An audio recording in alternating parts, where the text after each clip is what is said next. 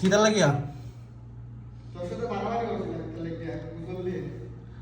তুই বার তোমার ঢুকবে না কোনোদিন এরকম তোরা আগে ঢুকতাম মতো করে ঢুকতাম না আর কোনোদিন এরকম করবে নি তুই না দিবে না দিতে না কথা বেশি নি তুই আগে ক্ষমা জানা গেলে দিতাম না এ সুলতান ভাই তুই রেকর্ড করছ তুই একবার রেকর্ড করছস না কিটা রেকর্ড করছে আজ এটা কথা কস বেটা তুই ক্ষমা চাইবি না না দিতাম না কোন কোনটা ক আমি দুই করে কল দিতেছি হুম আমি দুই করে কল দিতেছি তুই জয়রে কল দে তুই দিবে না দিতে না এটা ক তুই কিটা লাগে ঢুকছস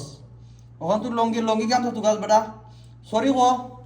তুই এনে দিবে না দিতে না তুই সরি কইবি না কইতে না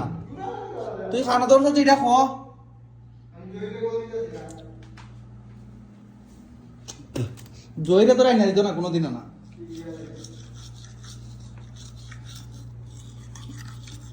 আমার কইবি না কিতা তুই আমাদের দিবি দিলে আমি তো লাগবে মনে করছি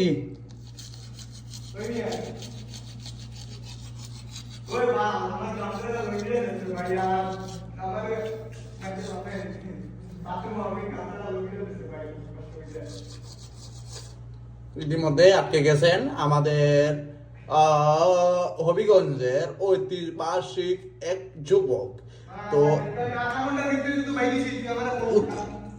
এখন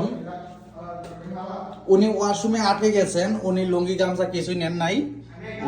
উনি এখন বর্তমানে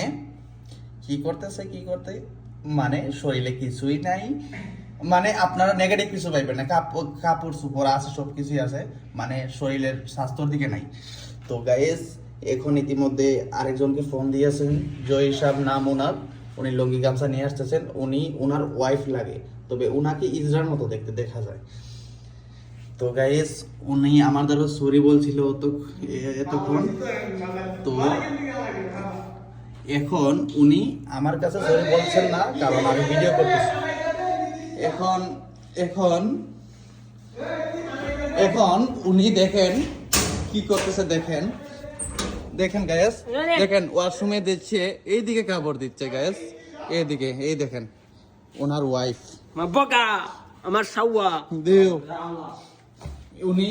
উনির বাসা ঠিক না উনি খারাপ একটা লোক উনি ব্যবহার ঠিক না তো ইতিমধ্যে গায়েস উনি ওয়াশরুমে আছেন যে পিছন দিকে আমরা বাথরুমের ফ্যান রাখি যে শুদ্ধ ভাষা পাখা বলে ও পাখার ছিদ্র দিকে উনি লুঙ্গি গামছা দিয়ে দিয়েছে ওনাকে তো গাইস উনি ওয়াশরুমে আটকা পড়েছেন আপনারা দেখবেন 2 মিনিট অপেক্ষা করেন